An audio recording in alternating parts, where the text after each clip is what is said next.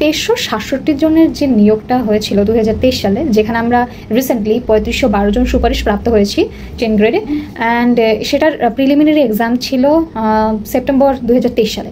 তো আজকে আমি যেগুলো দেখাবো এখানে কিভাবে আমি পড়লাম সেগুলো দেখাচ্ছি না, শুধু আমার সিলেবাসটা কী ছিল আর আমি কী কী বই পড়েছিলাম সেগুলো দেখাই। যে আসলে হচ্ছে আমি যে প্রশ্নতে পরীক্ষা দিয়েছিলাম সেই কোশ্চেনটা আমি তোমাদের সাথে শেয়ার করি। এইটা ছিল আমার সিলেবাস, মানে এটা একটা জায়গায় ছিল, সেটা আমি হাতে লিখে নিয়েছিলাম। তো আমি আবার মানে এত পরিমাণে দাগাই, আমার না দাগালে মানে মনে হয় না যে আসলে আমি এগুলো পড়াশোনা করছি কিছু। তো এখানে বাংলা সাহিত্য, দেন কিছু যে বাংলা সাহিত্য পড়েছি, প্লাস হচ্ছে ব্যাকরণগুলো ছিল, তারপরে বাবারে কী অবস্থা, ছিঁড়ে একাকার। এরপরে ইংরেজি থেকে বেসিক যে গ্রামারগুলো, যদিও এখানে এভাবে এতটা কঠিন আসলে আসে না, কিন্তু আমি মনে করি যে প্রস্তুতির সময় তোমাকে খুবই ভালোভাবে প্রস্তুতি নেওয়া উচিত, তাহলে নিজের উপরে অনেক আত্মবিশ্বাসী আসলে থাকা যায়, এবং পরবর্তীতে ওই কঠিন জিনিসগুলো যদি মানে পার করে তখন সহজ জিনিস মানে খুব ইজিলি পারা যায়। তো এই যে বেসিক গ্রামারগুলো, প্লাস হচ্ছে লিটারেচার থেকে কিছু মানে একদম খুবই অল্প কিছু, মানে না পড়লেও নয় এরকম আর কি। আর এরপরে আছে কি সাধারণ জ্ঞান, সে সাথে সাধারণ জ্ঞানের বাংলাদেশি বিষয়গুলি এগুলো, এবং আন্তর্জাতিক বিষয়গুলি সাথে আমি বিশেষ সংখ্যা নিয়েছিলাম একটা 45 বিসিএস এডিশন 2023 সালের, ওইটা লাস্টের দিকে পড়েছিলাম। আর এই যে নার্সিং আর মিডওয়াইফারি থেকে এখান থেকে এই টপিকগুলো বিশেষ করে যেগুলো দেওয়া ছিল সেগুলোর উপরে মানে খুব ভালো করে নিয়েছিলাম। এই নার্সিং আর মিডওয়াইফারি এখানে হচ্ছে 40 মার্ক, তারপরে এই যে এই বাংলাদেশ বিষয়গুলি এবং আন্তর্জাতিক বিষয়গুলি 20 মার্ক, ইংরেজি হচ্ছে 20, এবং হচ্ছে এখানে 20 নম্বর। এই তো টোটাল 100 নম্বরের হচ্ছে প্রিলিমিনারি।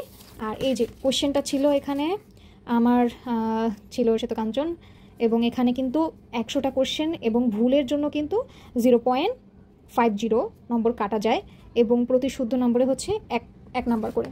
সো এখানে আমি যেগুলো মানে হয়েছিল আমার মোটামুটি মনে পড়ে যে আমি 73, তো আমার এখানে লেখা যে আমি 73টা তখন মানে এই করেছিলাম, কিন্তু এরপর আমার মনে হয় আরও কিছু দিয়েছি। আমার মনে হয় 80টা আমি মানে 80 হবে না, 75 কিংবা 78 এরকম আমার মনে হয় যে আমি আসলে দাগাইছি। সিলেবাস এবং কোশ্চেন সম্পর্কে আমরা মোটামুটি আইডিয়া পেলাম, অ্যান্ড এখন আমি দেখাবো যে আমি কী কী বই পড়েছি। এখন বই কিন্তু মানে যে যার মতো পড়তেই পারে, বাজারে অনেক মানে পাবলিকেশন থাকে, সো এগুলো আসলে যার যার ব্যক্তিগত ব্যাপার। আমি যে বইগুলো পড়েছি আমি মনে করেছি এগুলো ভালো হতে পারে, আমি সেজন্য এগুলো পড়েছি। এরপরে আমার তো আমি এই বইয়ের উপরেই ডিপেন্ড ছিলাম না, যে আমার যদি এখানে মনে হয়েছে যে এখানে আরও কোনো কিছু আপডেট, সেক্ষেত্রে গুগল বা ইউটিউব এগুলো ব্যবহার করা হয়েছে। সো আমি দেখাই যে আসলে আমি কী কী বই পড়েছি, অন্য ভিডিওতে আমি দেখাবো আসলে আমি কীভাবে পড়েছি। আজকে শুধু এইগুলোই আমরা দেখাবো। শুরুতে কি আছে, আমি জিকের জন্য বেসিক ভিউ কিনেছিলাম, তখন 45-এর বিসিএস মানে এরকম সামনে একটা নিয়োগ হবে, সো আমি ওইটাও দেওয়ার জন্য আমি ভাবলাম যে একটা এই যে বড় এই বই আসলে নিয়ে নিই। তো এখান থেকে বাংলাদেশ বিষয়গুলি এবং আন্তর্জাতিক, আমি কিছু ভূগোলও পড়েছিলাম। সো এগুলো হচ্ছে পরবর্তীতে দেখাবো যে আসলে কী কতটুকু পড়ছি, কারণ এখানে তো সব আমার লাগবে না, কারণ বিসিএসের সে হিউজ সিলেবাস, সেটা কিন্তু আমাদের এই 10ম গ্রেড যে সিনিয়র স্টাফ নার্স সেটার সাথে আসলে মানে অত আমাদের লাগবে না। সো এক্ষেত্রে আমি যেগুলি ইম্পর্টেন্ট মনে করেছি সেগুলি হচ্ছে আমি এখান থেকে পড়েছি। এগুলো হচ্ছে বাংলাদেশ বিষয় বলি, এবং হচ্ছে কি আন্তর্জাতিক। তারপরে হচ্ছে ইংলিশ গ্রামার মাস্টার, এটা খুবই কমন, সবাই জানে।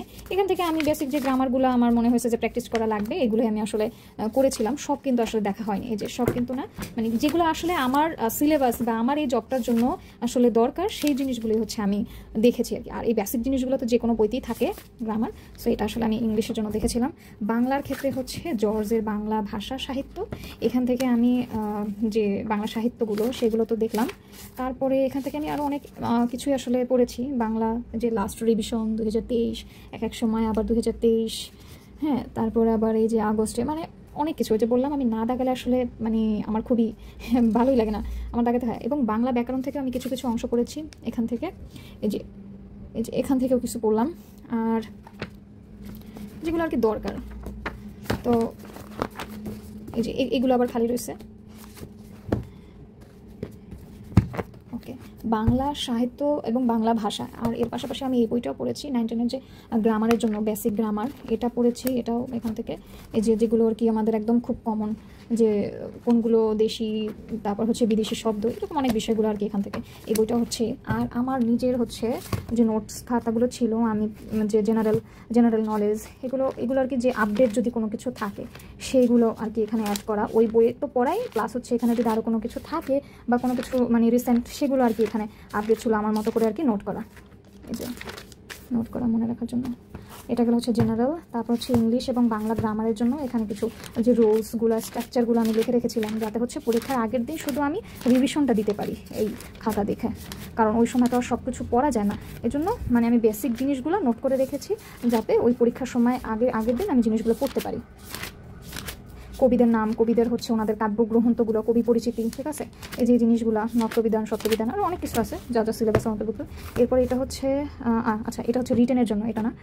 আর এটা কি, আচ্ছা, এটাও হচ্ছে একদম টোটাল এমসিকিউর, মানে একদম সাবজেক্ট ওয়াইজ আমি নোট করেছিলাম, যে নার্সিংয়ের আর কি, নার্সিংয়ের জন্য সমস্ত সিস্টেমগুলো, ঠিক আছে, সেই সমস্ত সিস্টেমগুলোর মধ্যে কী কী ধরনের থাকতে পারে এই জিনিসগুলো আমি নোট করেছিলাম, যাতে আমি এগুলো পরীক্ষার আগের দিন পড়তে পারি। এই জিনিসগুলো যে ফান্ডামেন্টাল থেকে কী কী ধরনের প্রশ্ন থাকতে পারে, কিংবা অ্যাডাল্ট মেডিকেল সার্জিক্যাল এখান থেকে কী কী ধরনের এমসিকিউ থাকতে পারে, এই ধরনের প্রশ্নগুলো আসলে করেছিলাম। এবং লাস্টের দিকে এই যে বিশেষ সংখ্যা নিয়েছিলাম, এই বিশেষ সংখ্যা লাস্টের দিকে অনেক হেল্প করছে, কারণ এখানে রিসেন্ট বিশেষ যে কোশ্চেনগুলো ছিল ওগুলো খুবই মানে ইম্পর্টেন্ট। সো এগুলো ছিল আমার study material for preliminary examination senior স্টেপনার্স 10 গ্রেড। এখন পরবর্তীতে আমি যখন ভিডিও বানাবো তখন আমি চেষ্টা করবো বলার যে কোন টপিকগুলোর উপরে আমি খুব ভালোভাবে প্র্যাকটিস করেছিলাম এবং কোনগুলো খুব ভালোভাবে পড়া উচিত। So thank you for watching.